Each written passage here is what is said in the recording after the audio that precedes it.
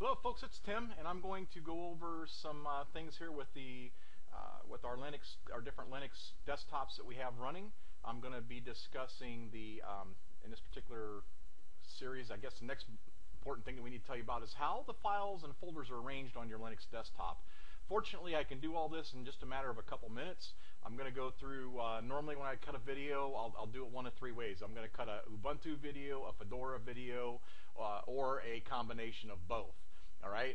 I like to keep the videos around 3 to 4 minutes in length. Sometimes I run a little bit long, so I throw in some added stuff.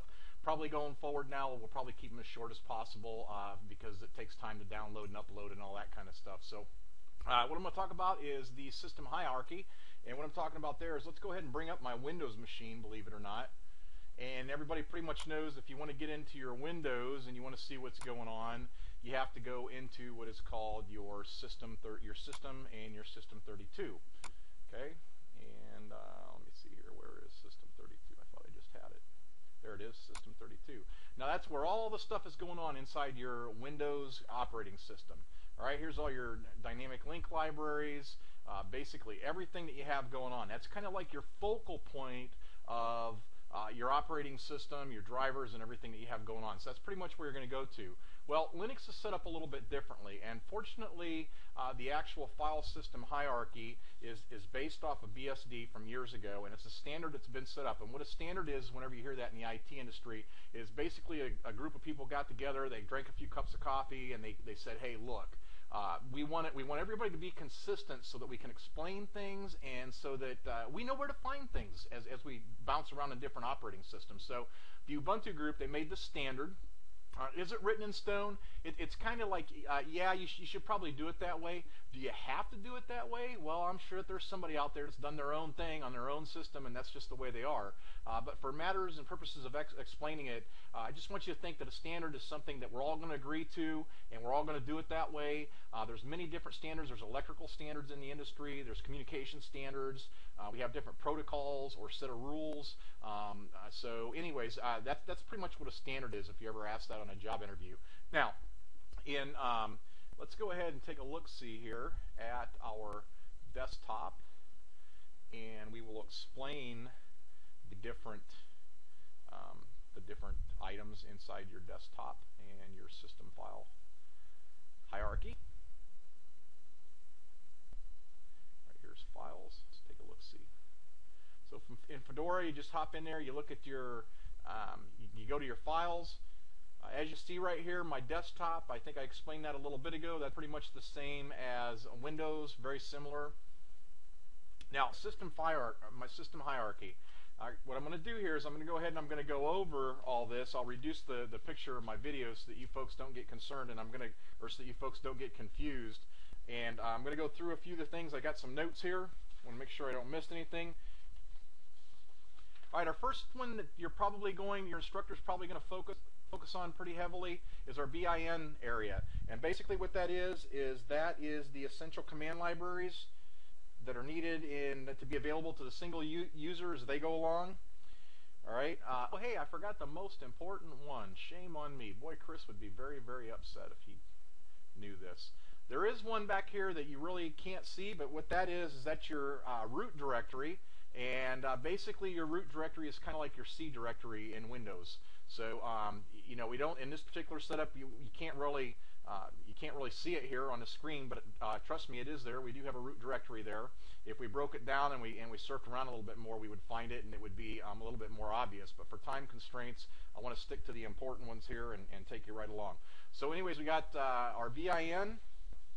We have our boot, which is right here, and our boot is that's going to be the folder that has our bootloader files, our kernels, and some of our services that are inside there. Then we have our DEV, that's our different devices, and then we have the etc folder, as I like to call it. Some people call it the etc folder, and there's all kinds of system-wide configuration files inside that. I have my home folder. All right, that's where the user's home items are, and it's isolated just to the user themselves. All right. We have the LIB, which that's the different libraries that are important to the BIN and the SBIN folders. We have lost and found. We have media. Those are mounted media devices, and what mounted means is your CD-ROM, your USB, anything that you want your system to recognize, and anything that you're going to be accessing through your operating system, that's going to be mounted. All right. Normally it's removable media. And then we have what's called the MNT, which is our temporary mounted file systems. And that might be more so, I guess a better example of that might be something that would be USB, unless you leave your USB devices plugged in a lot, which I sometimes do. Like, for example, a large USB hard drive, that might be here, where a thumb drive may be there, may or may not be there. Then we have our different optional applications that may be available, because we're adding them as we go along. We have our PROC folder, which is where our virtual file system, documenting the kernel and the process status as text files, uptime, network, and things like that. We have our root directory. And what the root directory is that's the home directory for the root user. Pardon my expression there. I got bit by a bug out in the yard today, and it's driving me nuts. We have our SBIN right here, which is that's our essential system binaries, such as IP, amount, INIT, things like that. And we have the SRV, which is our site-specific data, which are served by our different system devices and our system itself. All right, we have TMP right here.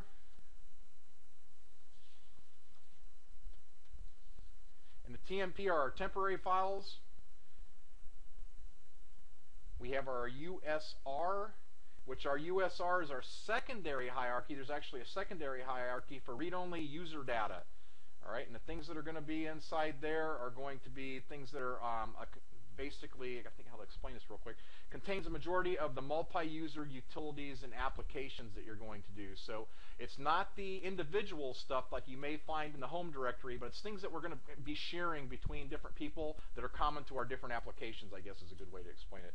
And then last but not least, we have our VAR, which is our variable files, and those are files whose content is expected to change continually during normal operation of the system. So let me ask you real quick, let me see where your critical thinking skills are. What type of a file might change as the operating system's going along? Give you a second to think about that real quick. All right, hopefully you said like log files. That's a great example. Chances are that's a good place to go to look for your log files. All right. Packaging system metadata. What data is or what metadata is it's data about data. All right, and it's kind of complicated. I'm going to explain that to you as we go along, but metadata is data in the background that you, the user, don't see, but the operating system needs, and it's big, big, big, big in forensics, and it's important you understand that, especially if you're going to go into a security thing. But right now, we're just in the intro level, so we're not going to go there. One thing I wanted to show you was in the ETC area, the ETC folder. That's where a lot of your meat and gravy is, and this is where, as a system user, you're probably going to spend time in the USR directory, and you're probably going to spend a little bit of time in the MNT directory. But when it gets down to the nuts and the bolts of the whole thing, you're going to spend a lot of time, I assure you, right here in the Etsy folder. So that's one that you're going to be real familiar with by the time you get done taking these courses. Network settings are done in there. A lot of things that are going on in the background are done from there. And in Ubuntu, it's pretty much the same. It's the same configuration, so I'm not going to go through it. I'm sure your instructor has a little project where you're going to go through and you're going to use the two different ones. And again, this is the Reader's Digest version. It's a real quick explanation. I do encourage you to go in there to each of those folders in your system hierarchy and how it's set up. And especially those main ones there that we kind of went over real quick. But I do suggest that you get a pretty good, like ask yourself, well, do I understand what the USR is? Do I understand what the VAR is? And I want you to look at it from a job interview perspective. Forget the classroom, forget Jeopardy, forget whatever's going on, but I want you to look at those, and just if somebody were to ask you in a job interview, well, what's the MNT folder for? Be prepared to give a 10-second, 15-second explanation of what that is, just a Reader's Digest version. Because on no interview are they, for an intro-level person, are they going to expect you to go into the forensics level and go in as a PhD. Just understand what it is. That's all they're going to look for. And that's what's going to set you aside from the next guy. So go ahead, and I wish you good luck with that. Do your little projects, and good luck